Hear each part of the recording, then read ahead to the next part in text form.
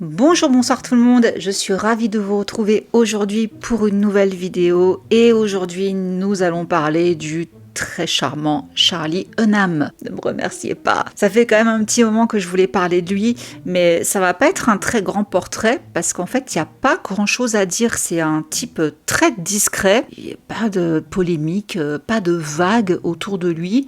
Il mène une vie assez simple. Mais bon, voilà, ça fait quand même longtemps que je voulais faire son portrait. Donc écoutez, c'est parti. Charlie Hunnam est né le 10 avril 1980 à Newcastle upon Tyne en Angleterre. Son père Bill était ferrailleur et avait l'aura d'un gangster, d'après Charlie, et sa mère Jane était danseuse. Il a un grand frère William. Il grandit donc près de Newcastle dans le nord de l'Angleterre et ses parents divorcent lorsqu'il a 2 ans. Et à propos de Newcastle, il dit que c'était un endroit violent. Les enfants se battaient sans pitié. J'étais valide et une cible facile. Je devais toujours me battre. À côté de ça, il aime la peinture, la photographie et le rugby. Et il avait beaucoup d'amis. Sa mère se remarie et la famille accueille 2 jeunes demi-frères, Oliver et Christian. Ma mère a toujours été mon plus grand soutien et m'a inculqué la conviction que tout le monde est capable de tout, à condition de poursuivre ses rêves et de comprendre que le chemin sera semé d'embûches et d'échecs, avait-il déclaré à propos de sa maman. Donc, comme je vous disais, il vit à Newcastle jusqu'à ses 12 ans, puis il déménage dans le Lake District et là-bas, ça commence très mal. Donc Charlie raconte, un garçon m'a coincé. C'était marrant, j'ai fait mon premier trimestre à Newcastle et mon dernier jour était la Saint-Valentin.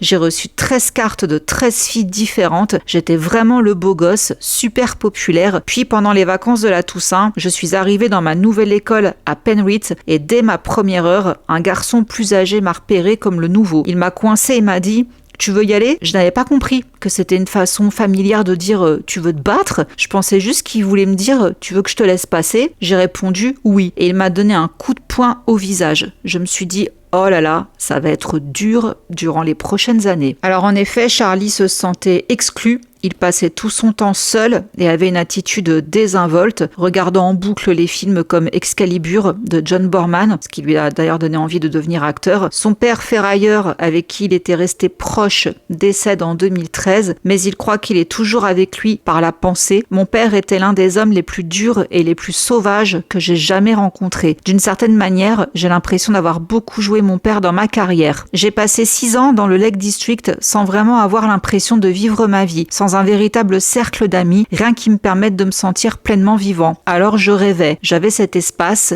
et le Lake District est magnifique. Je me promenais dans les montagnes, avec le recul, c'était une période incroyablement chanceuse car j'ai pu imaginer ce que serait ma vie si j'avais la liberté de la vivre. Et d'ailleurs, il faisait même des rêves depuis petit qu'il devenait acteur. Il a été découvert par hasard. Il se trouvait dans un magasin de sport et il raconte « C'est là que ma carrière a commencé. J'étais étudiant en cinéma au Cumbria College of Art and Design. Je rêvais de travailler dans le cinéma et la veille de Noël, je crois que c'était en 97 ou 98, je ne me souviens plus exactement, j'avais une méthode infaillible pour faire mes courses de Noël. Je ne faisais aucun achat jusqu'à la veille de Noël, puis j'allais me saouler jusqu'à plus soif de 23h à 1h environ. J'étais un peu ivre à ce moment-là, en train d'essayer des baskets. Une dame me fixait du regard, je lui envoyais un baiser. Il s'est avéré qu'elle s'appelait Elizabeth Beans et qu'elle était la directrice de production de Biker Grove, un feuilleton pour ados très populaire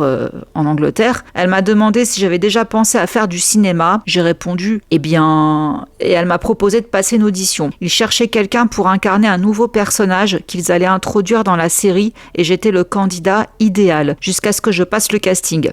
Je n'ai pas eu le rôle, mais ils ont eu pitié de moi et j'ai joué dans 3 épisodes. C'était mon tout premier rôle. Charlie débarque à Los Angeles à 18 ans, sans aucune éducation, avec pour seul bagage un rêve abstrait et une détermination sans faille à devenir acteur. Côté vie privée, à peu près à la même période, en 98, Charlie Hunnam tombe fou amoureux de Katharine Tone, une actrice américaine qu'il a rencontrée lors d'une audition de la série Dawson. Il a 18 ans, elle 2 ans de plus, et quelques mois après leur rencontre, ils se sont mariés à Las Vegas à 2h du matin, mais leur union n'a pas duré longtemps, ils se sont séparés après 3 années terrible, douloureuse et coûteuse, selon lui. Seule chose positive, j'ai récupéré la garde des chats. C'était une petite victoire. Pendant ce temps, il décroche des contrats à la télévision et dans le mannequinat. En 99, il obtient le rôle de Nathan, un adolescent homosexuel séduit par quelqu'un de plus âgé et l'un des personnages principaux de la série britannique Queer as Folk, qui a duré 2 saisons de 10 épisodes, et son personnage Nathan a même fait une apparition clin d'œil dans le remake américain de la série en 2022. Et après sa prestation remarquée dans Queer as Folk, il obtient un rôle récurrent dans Young Americans, ce qui lui permet de poursuivre sa carrière aux États-Unis. Et pendant ce temps, Charlie effectue ses premiers pas au cinéma dans le thriller Abandon avec Katie Holmes, et c'est là que je l'ai remarqué pour la première fois. Donc oui, c'était il y a très longtemps. J'ai dit toi que t'es très mignon, et après j'ai revu dans un rôle, on va en parler après. Puis là, le rôle titre de Nicolas Nickleby, je sais pas. L'adaptation du célèbre roman éponyme de Charles Dickens. Suite à ça, il est pressenti pour incarner Anakin Skywalker dans Star Wars épisode 2, L'attaque des clones, qui sort en 2002. Il dit « J'en étais arrivé au point où j'ai rencontré George Lucas, et je ne pense pas qu'il rencontre beaucoup d'acteurs. On ne devait être plus que 2 ou 3 en lice pour le rôle. Je me souviens juste d'une réunion très gênante et d'être parti en me disant « Bon, je n'aurais certainement pas le rôle. » Et j'avais raison. Parfois, c'est une question d'ambiance. Bon, effectivement, c'est Hayden Christensen qui a décroché le rôle. Après s'être consacré aux 10 épisodes de la première et unique saison des Années Campus créée par Judd Apatow, Charlie décide de se centrer sur le grand écran. Il parvient à décrocher des rôles secondaires dans des blockbusters tels que Les Fils de l'Homme et Retour à Cold Mountain, mais c'est surtout sa prestation dans Hooligans, sorti en 2005 avec Elijah Wood, qui mérite d'être salué. Et pour ça, il était retourné au Royaume-Uni. Et c'est justement ce film-là, comme je vous disais. Je l'ai vu donc dans Abandon, avec ses cheveux tout blonds, là, il était trop mims. Et après, quand je l'ai vu dans Hooligans, avec la tête rasée, rôle un peu plus badass et tout, j'étais... En plus là, il avait un rôle principal, il avait un rôle secondaire dans Abandon. J'ai dit, toi. Voilà, depuis je ne l'ai plus lâché, cet acteur, je l'adore. Vous le savez de toute façon, ceux qui me suivent sur Instagram, je vous poste souvent des petits trucs de Charlie. C'est mon bibou, voilà, depuis les années 2000, début 2000. Et j'adore ce film Hooligans. D'ailleurs, je l'ai revu là, il y a pas longtemps, il y a 3 semaines même pas. Génial. J'avais oublié la fin. J'étais vénère. D'ailleurs, petite parenthèse sur ce film, si vous le voyez, ne le voyez peut-être pas en VO, parce que son accent, il l'a très mal géré. Tout le monde s'est foutu de sa gueule, justement. Il avait très mal imité. Je sais pas comment ça s'appelle, l'accent qu'il devait faire, mais c'était pas inné, quoi, cet accent-là, pour lui. C'était un accent bien particulier, et il l'a très mal fait. Donc, bon, voilà. À part ça, sa prestation est génial. Tellement génial qu'en 2008, sa carrière prend un tournant fondamental. Il est choisi pour incarner le personnage principal de la série à succès Sons of Anarchy, créée par Kurt Scudder. Et il a donc le rôle de Jackson Jax Taylor, charismatique membre d'un gang de bikers au courage et à la détermination sans faille. Et il crève l'écran aux côtés de pointures comme Ron Perlman, et il incarnera ce personnage durant 7 saisons, de 2008 à 2014. Et justement, c'est après l'avoir vu dans le film Hooligans que Kurt Sutter, le créateur de la série, a pensé à lui pour le rôle. Sa performance était d'une brutalité saisissante. J'ai vu en lui ce mélange très rare de danger et de vulnérabilité dont je savais que Jax avait besoin. Tournage très intensif. Charlie dit qu'il travaillait à un rythme effréné. On doit résoudre des problèmes au quotidien, ce qui aiguise notre intelligence émotionnelle. Quand je revoyais les premiers épisodes,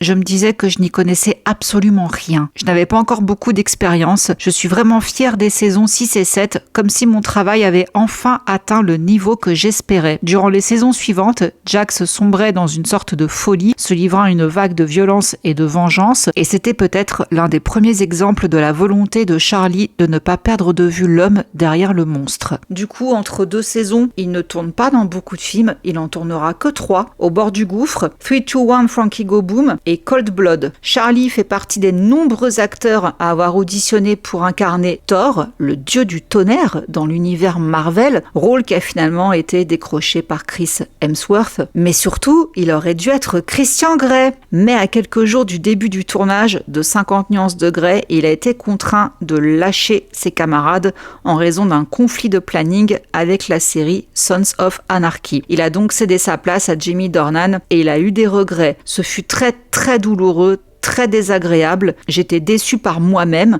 J'avais laissé tomber des gens que j'avais appris à aimer et à respecter. Vraiment, ce fut une période désagréable pour moi. C'était la situation la plus émotionnellement destructrice et la plus difficile que j'ai jamais eu à affronter professionnellement. C'était déchirant. Toutefois, il déclare aussi en éclatant de rire, « Je n'ai jamais regretté. » Quand il a revu Dakota Johnson, sa quasi-partenaire, il dit « Elle m'a un peu taquiné à ce sujet, mais gentiment. » Il n'a jamais vu les films et il dit « Je n'étais pas dans mon état normal » quand il a pris la décision d'accepter le rôle. Donc, aucun regret. Alors, je m'en souviens très bien de cette époque parce que j'avais aimé 50 nuances degrés, le livre. Oui, je ne m'en cache pas, je n'en ai pas honte. Du coup, je suivais avec grande attention justement le casting choisi. Je vous cache pas que j'étais pas emballée du tout que ce soit Charlie Hunnam qui soit pris, bien que je l'adore. Il ne correspondait pas du tout à Christian Grey. Déjà, Christian Grey est brun. Bon, Dakota Johnson, vous me direz, ils l'ont teint en brune, soit, mais Charlie en brun, c'est pas possible à imaginer. Et ouais, non, je le trouvais pas du tout calibré. Enfin,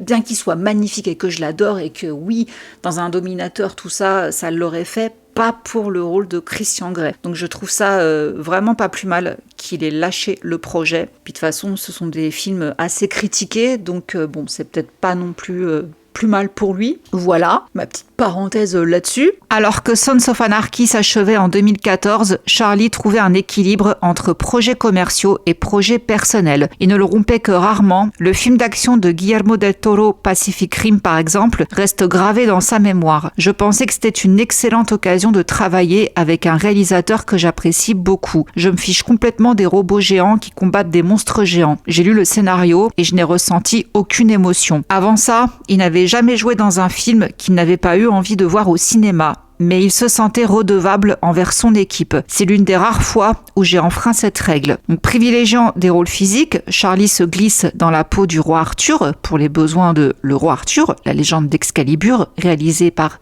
Guy Ritchie, que j'ai adoré, n'en déplaise les critiques pourries qu'il a eues. J'adore ce film. Et on peut d'ailleurs bien admirer la carrure de Charlie dans ce film. Je le précise parce que c'est quand même assez important, on va aussi en parler. Il est assez pointilleux sur sa forme physique. Rien d'étonnant, vous me direz, hein. Et il doit être en pleine forme pour répondre justement aux exigences physiques des rôles qui l'attirent, mais sa motivation à faire du sport ne se limite pas à l'apparence physique. Je tiens à être en excellente forme physique générale, course à pied, natation, corde à sauter, randonnée, jujitsu, j'essaie de tout faire. J'essaie aussi de faire l'amour aussi souvent que possible. Pourquoi il raconte des choses comme ça ? C'est un aspect important de la forme physique. Il n'y a aucune raison de ne pas être actif à 70 ans. Je veux pouvoir gravir des montagnes à cet âge-là. Charlie Hunnam s'est entraîné comme un forcené. Il a pris 9 kilos de muscles grâce à la musculation, bien sûr, et a passé des heures à apprendre le maniement de l'épée et la boxe. La scène de combat finale du film, génial cette scène, je l'adore. D'une durée de 5 minutes a nécessité 5 jours de tournage, de 7h à 18h. C'était même pas tant le bénéfice physique de l'entraînement qui compte, c'est le mental, explique-t-il. S'entraîner quotidiennement à une discipline de combat vous donne une rage de vaincre. Si quelqu'un se montre agressif, je peux alors envisager tous les scénarios possibles. Par exemple, me décaler et lui asséner un coup de coude en plein visage. Oui, donc la scène du combat, elle est très bien. Elle est très très bien, j'adore cette scène. En fait, j'aime beaucoup la manière de tourner de Guy Ritchie. D'ailleurs, on retrouve David Beckham, qui fait un petit rôle dans ce film. Non, franchement, il est bien. Je comprends pas les gens qui n'ont pas aimé. Charlie cherche à réinventer le héros d'action noble avec Ritchie, lui-même ceinture noire de jiu-jitsu brésilien. Nous voulions quelque chose d'un peu plus brut, tout en restant fidèle à la richesse de la mythologie arthurienne, précise Charlie. Après le tournage du Roi Arthur, il bénéficie de 10 jours de repos. Il a ensuite perdu près de 18 kilos en 8 semaines pour son rôle suivant, le colonel Percy Fawcett, un explorateur britannique obsessionnel dans la cité perdue de Z. Charlie a éliminé les produits laitiers, les glucides et le sucre de son alimentation, puis est devenu végétalien. Le tournage s'est déroulé dans une chaleur humide et étouffante au cœur de la jungle colombienne, loin de toute infrastructure. Charlie confie que la plus grande difficulté a été l'isolement. Pendant 4 mois, il n'a parlé à personne en dehors du plateau pas même à sa compagne. Les gens me disent tous, c'est tellement Method Man, peut-être, mais j'étais préoccupée par la profondeur émotionnelle de ce que je devais retranscrire. Je devais y avoir accès au quotidien, alors je me suis mis à la place de l'acteur. J'ai ressenti la peur, la solitude. Les insectes m'attaquaient sans cesse et l'un d'eux s'est même introduit dans mon oreille. La foudre également l'a frappé et l'a fait tomber. Le film a été tourné dans l'ordre chronologique et à la fin, tout le monde était un peu fou, raconte le réalisateur. Charlie était affamé et malheureux. On peut lire le désespoir dans ses yeux, mais il n'a jamais flanché. Il écoute, il agit, puis réagit. Les transformations physiques se sont poursuivies avec le film Papillon. Il avait repris du poids et là il devait perdre 15 kilos. Mon corps refusait de maigrir à nouveau. Donc il a suivi le même régime végétalien et a emprunté un vice à son personnage, un criminel devenu évadé de prison, la cigarette. Donc il a fumé comme une cheminée et il s'est maintenu à flot grâce au café et à la nicotine pendant 3 mois. Mon corps était dans un état lamentable. Arrêter de fumer n'est pas chose facile. Et après il a utilisé une cigarette électronique pour se sevrer progressivement. Un vice qu'il a réussi à abandonner par contre, c'était le canna. Il en consommait environ 28 grammes par semaine, mais il a arrêté au début de la trentaine. Dans ces moments stupides où l'on s'identifie à soi-même, je me sentais comme un rasta. J'étais presque fière de ma capacité à fumer du canna et à fonctionner normalement. Mais j'ai réalisé que je ne voulais pas passer ma vie sous influence. Ensuite, on le retrouve en ancien soldat des forces spéciales dans Triple Frontière, en frère du combattant Jack O'Connell dans La Loi de la Jungle, en homme de main de Matthew McConaughey dans The Gentleman et en détective dans Waldo, détective privé. Il n'en oublie pas les blockbusters, comme en témoigne sa prestation de Kay dans Rebel Moon, et parallèlement, Charlie est très actif côté série, en incarnant le héros ex-junkie perdu dans le Bombay des années 80 dans Shantaram, et en campant le célèbre tueur en série Ed Gein dans Monstre. J'espère quand même que vous l'avez vu. Attention, vous avez été beaucoup à m'envoyer des messages sur Instagram quand je vous ai dit que je le regardais. Vous m'avez dit, bon, dis-moi vite fait, est-ce que âme sensible s'abstenir ou pas? Ouais, on parle quand même de... Comment dire? J'allais dire cannibalisme. En fait, je me rappelle même pas s'il y a du cannibalisme dedans, mais on parle clairement d'un mec qui dépèce des gens. Et on voit les peaux, tout ça machin. Donc, moi, j'ai un seuil de tolérance très très haut, mais il y a quand même des scènes où je me suis dit, oh, c'est dégueulasse. Mais sa prestation.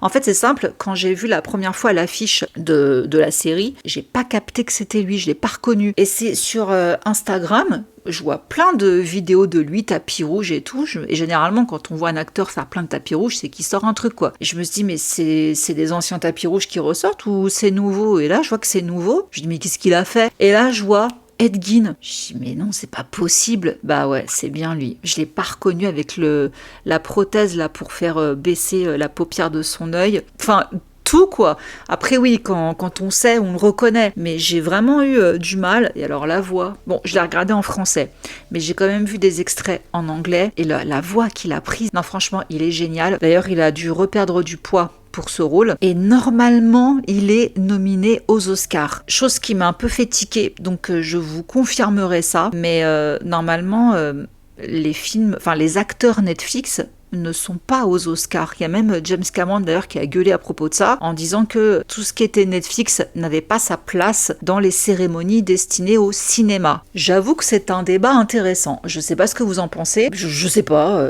du coup. Je sais pas. En plus, oui, c'est une série. Bon, bref, passons. Au moment où il accepte ce rôle, Charlie est en pleine phase d'écriture quotidienne, ce qui lui permet de garder les pieds sur terre durant une période nomade où il a acheté, rénové et revendu 4 maisons en 4 ans. J'ai assouvi cette envie jusqu'à l'épuisement, confie-t-il, et il a juré de ne plus jamais revendre de maison. Donc on en arrive à Monster, Ed Gein. Alors Charlie a accepté de travailler sur Monster au beau milieu de sa première conversation avec Ryan Murphy. Après 2 heures de discussion, Ryan s'est tourné et a dit « Si tu veux l'incarner ». C'était un vendredi. Le service commercial de Netflix m'a fait une offre le dimanche et j'ai accepté. J'ai fait des cauchemars avant même de commencer à tourner la série, car je craignais d'avoir fait une terrible terrible erreur quand j'ai commencé mes recherches et réalisé à quel point certaines des choses qu'il avait faites étaient ignobles. Donc une prise de conscience brutale qui l'a fait douter de son engagement dans le projet, mais il a trouvé une échappatoire dans l'approche nuancée de la série. On raconte une version très variée, une version globale de qui il était. Donc oui, de l'horreur, mais il y a aussi un peu de,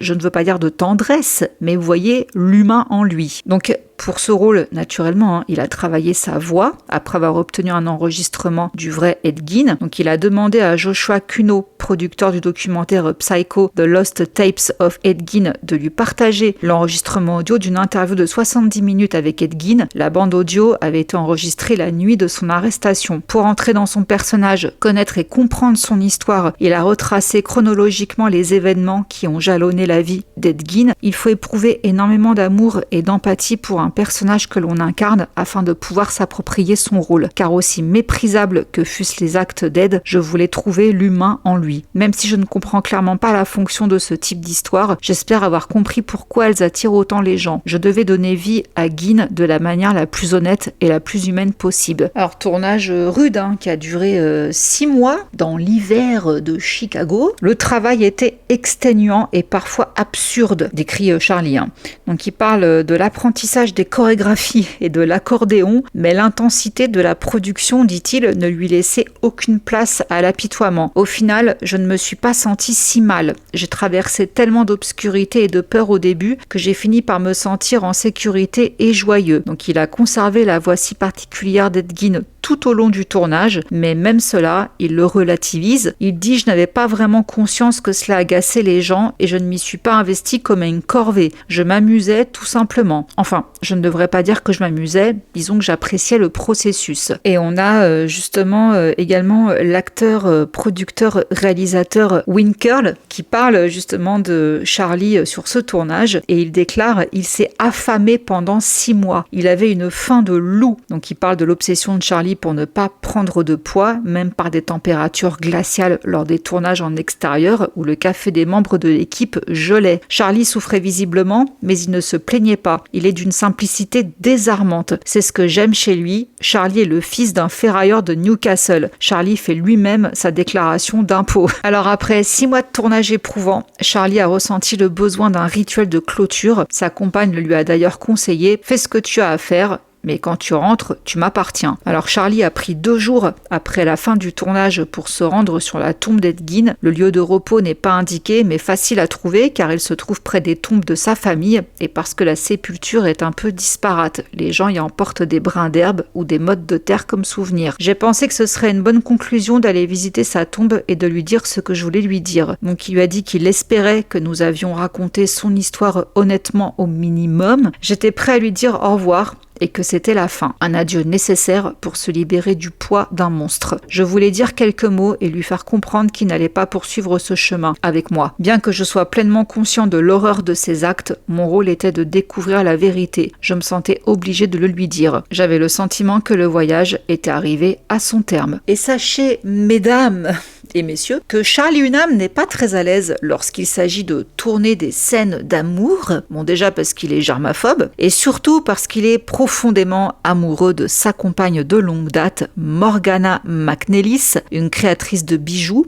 Ils sont ensemble depuis 2005 et qui n'a tout simplement pas envie d'embrasser quelqu'un d'autre. Il affirme aussi ne pas aspirer à une vie de luxe. Il a la même Cadillac depuis une quinzaine d'années et il n'est pas motivé par la célébrité. C'est Socrate ou un de ces vieux cons qui disait « La gloire est le parfum des actes héroïques ». Ça ne veut rien dire, déclare-t-il. Il rêve de parcourir la nature sauvage et de vivre en autarcie avec sa compagne. Cette dernière d'ailleurs, lorsqu'elle a été victime de cyberharcèlement, il a publié une vidéo pour dire aux auteurs de ses agissements d'arrêter. Dans mon éducation, si tu veux insulter quelqu'un, insulte-le en face et sois prêt à te battre. Je l'aime vraiment bien, Charlie. Il constate que les réseaux sociaux divisent la société et cela le désespère. Après chaque rôle, il part au moins 2-3 semaines seul, même pas avec sa compagne. Il part tout seul pour justement faire une coupure et se déconnecter du rôle qu'il vient d'interpréter. Et donc il combat ses sentiments par l'exercice. Il dit « Nous sommes censés être des animaux très actifs, c'est dans nos gènes. » Donc il tire de sa forme physique une stabilité émotionnelle et une clarté d'esprit. Transpirer, c'est comme faire ma vidange quotidienne. Je me sens plus heureux, plus positif, plus énergique et plus discipliné après une séance de sport. Je m'entraîne beaucoup tous les jours parce que je suis complètement fou. Voilà la petite conclusion sur Charlie. Ah, on l'aime bien. Ça va, pour une fois, je fangirl sur un portrait que je vous fais. J'avoue, je l'assume. Voilà, vous l'aurez compris, je l'adore. Et oui, je fangirl encore, même si je n'ai plus 14 ans. Il n'y a pas d'âge. Bon, encore une fois, mesdames, messieurs, j'espère que ce portrait sur le beau Charlie vous aura plu. Petit cadeau de Noël après coup. Et bah sur ce, je vous laisse. Voilà, c'est comme ça qu'on conclut donc cette semaine de Noël. Je vous retrouve quand même la semaine prochaine, mercredi. J'espère que vous avez passé de très belles fêtes. Je vous fais plein de gros bisous et je vous dis à très vite. Mouah. Bisous, ciao.